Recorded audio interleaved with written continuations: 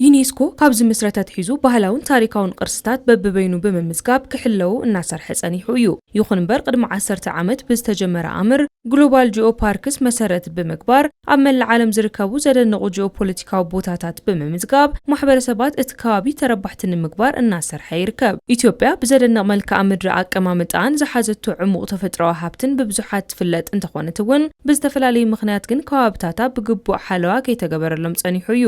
ኢትዮጵያ ብግሎባል ጂኦፓርክነስ ተመዝገበ ስፍራ እኳ እንተዘይብላ ጂኦፖለቲካዊ ረብሓ ዘለዎም ቦታታት ተፈልዮም መጽናዕቲ እናተኻየደሎም ይርከብ። ትግራይ ለዓፋርም ለሰሜን ማውንቴንም ቅርብ እንደሆነ አካባቢ በጣም በርካታ ትግራይን ዓፋርን ጎበታት ሰሜን ቀረባ ከምዃነን መጠን ኣዝዮም ብዙሓት ንጂኦ ቱሪዝም ጂኦ ፓርክታት ኣዝዮም ዓበይቲ ዓቕሚ ዘለዎም ንከባብታት ኣለውና እዮም። ሕዚ እውን ኣዝዮም ዝገርሙ ነገራት ዝርከበሎም ከባብታት እዮም። ቅድሚ ስልጣነ ኣክሱም ዝነበሩ ዓበይቲ ስልጣነታት ብምርምር ስነ ጥንቲ ዝተረኸቡ እዮም። ስለዚ እዞም ከባብታት እዚኦም ብዝግባእ ኣጽኒዕኻ ኣልሚዕኻ ንተረባሕነት ሕብረተሰብ እንትሰጋገሩ ሓደ ሃገርና ዘለዎ ዓቕሚ ተወዳዳርነት ክብ ዘብለላ እዩ።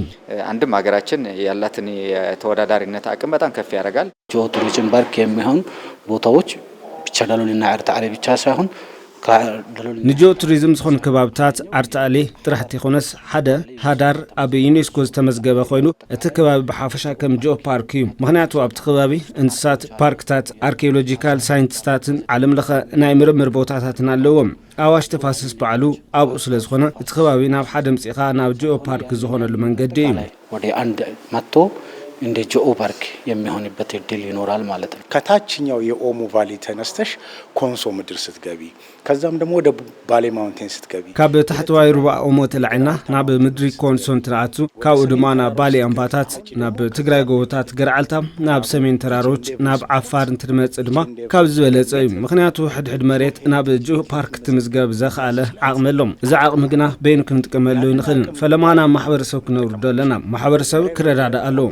حقي هفته إيلو أنت أمنن متقام تجمرن بدحري إيو ناب جو باركتات كعب زخيل متقام سيجمر كسو حالانو وده جو باركنت ليادق ميجلو እዞም ቦታታት ኣብ ዩኔስኮ ግሎባል ጂኦ ፓርክ ተባሂሎም እንተተመዝጊቦም ንዕቀባ ምልላይን ንማሕበረሰብ ተካባቢ ንምጥቃምን ክውዕሉ ኣብ ምግባር ሩይ ጉደ ክህሎም እዩ።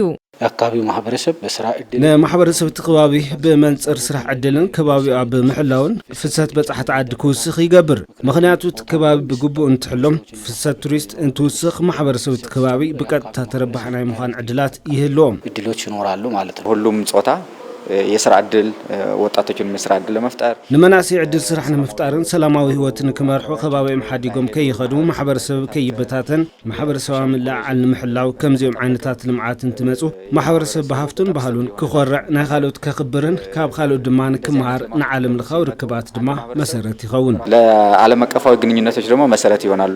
ኣብ ስራሕቲ ምፍላይ ዓለም ለኻዊ ዋጋ ዘለዎ ጂኦሎጂካዊ ሃፍቲ ተሳትፎ ዩኒቨርሲታትን ካልኦት መዳርግቲ አካላትን አገዳሲ እዩ።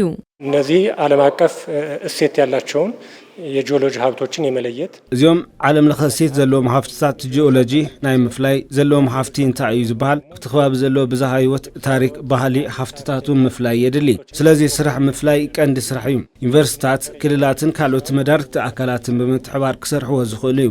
እዚኦም ምስ ተፈለዩ ድማ እቲ ከባቢ ዘድልዮ መሰረተ ልምዓት ብምስፍሕፋሕ ማሕበረሰብ ክጥቀም ብምግባር ዝተፈለየ ቱሪዝም ትካላት ንግዲ ክስፋሕፍሑ ብምግባር ማሕበረሰብ ዝጥቀመሎም ብምስፍሕፋሕ ጂኦ ፓርክታት ተከምባቸው የግል ዘርፉ የሚተከምባቸው እነሱን በማስፋፋት እንግዲህ የዚህ የጂኦ ፓርክ መሰረታዊ ሂደቱ ዩኔስኮ ኣብ ኢትዮጵያ ዝርከቡ ጂኦ ፓርክታት ንምምዝጋብ ዝተማለአ መሰረተ ልምዓት ክህልዎም ከም ዝግባእ መዐቀኒ ዩኔስኮ የርኢ።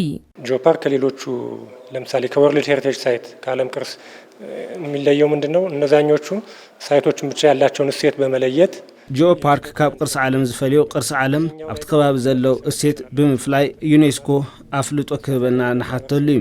ጂኦ ፓርክ ግና ብዙሓት ስራሕቲ ክሰርሑ ይግባእ። መሰረተ ልምዓት ክስፋሕፍሕ ኣለዎም። ማሕበረሰብ ተረባሓን ክኸውን ኣለዎም። ከባቢ ዝግባእ ክውቅብ ኣለዎም። ስለዚ ብርክት ዝበሉ ስራሕቲ ምስ ተሰርሑ እዩ ናብዚ ክመጽእ ዝኽኣል። ግና ኢትዮጵያ ከም ዕድል ኮይኑ ብርክት ዝበሉ ሃፍትታትና ኣብ ዩኔስኮ በቀሊሉ ንምምዝጋብ ይኽእል። የተወሰነ ስራ በመስራት እነዚህን በዩኔስኮ በቀላሉ ማስመዝገብ ይቻላል ማለት ነው። ኣብ ቀጻሊ ኣብ ኢትዮጵያ ብጂኦ ፓርክነት ክምዝገቡ ዝኽእሉ 25 ቦታታት ተፈልዮም ናብ ዩኔስኮ ቀሪቦም ኣለው።